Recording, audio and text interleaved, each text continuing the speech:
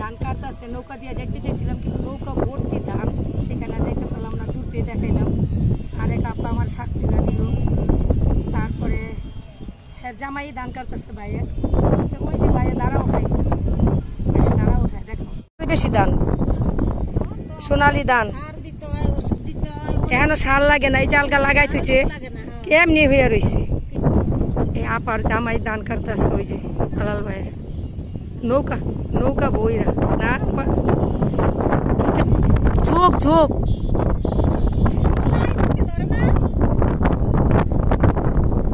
এই বড় বড় ঝোঁক আছে তো, আপনাকে ধরে নাই? ঝোঁক নাই বলে, এটি কাঁচা, এটি পাকে নেই, ঝোঁক বলে নাই।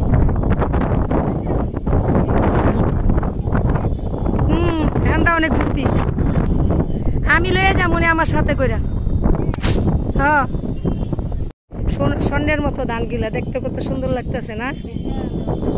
দেখ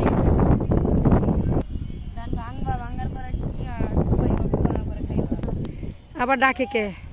আমরা আইছিলাম এনে উপরে যাইতাম নৌকার মধ্যে ধান, কিন্তু হেরাই কাটতেছে, যাইতে পারতাম না।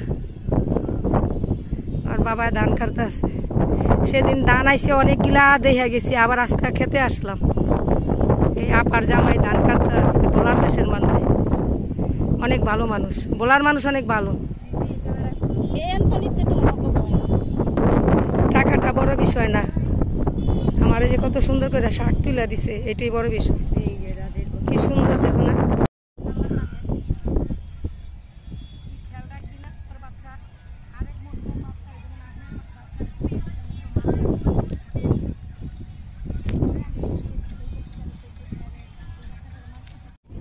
দেখছো বাতাসটা আর পানি স্রোতটা এত যে ভালো লাগতেছে। কলমি লইব হানে আপায় আমার দুনিয়ার শাক তুলা দিল এই বইনে, এখান দা বইরা রয়েছে না রে বই, এই শাক তুলা দিল অনেকগুলা। এই যে এখানে কলমিয়ে ভর্তি, আমি যেন শাক হই দেখি না। হ লন, হ হ ওই পাতাটি খালি লন, ওই শাকের দরকার নেই। এই পাতা শাকের মধ্যে দিলে খাইতে ভালো লাগবে না, কলমির পাতা এটির দরকার নেই, পোকা লাগলে লাগবে না। এই যে হেন্দা আছে,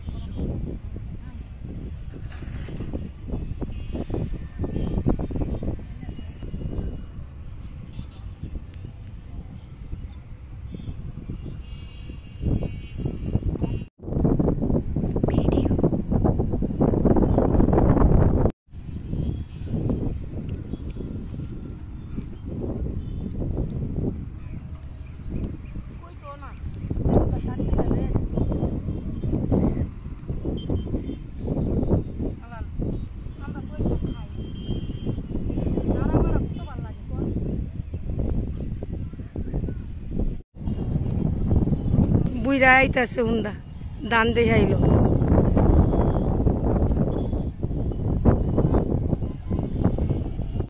হ ওখানে হাইটা যাবে এত দূর, বুঝছেন? আমি কই এত দূর কিভাবে হাঁটবেন? এইখান থেকে হাঁটবো বলে।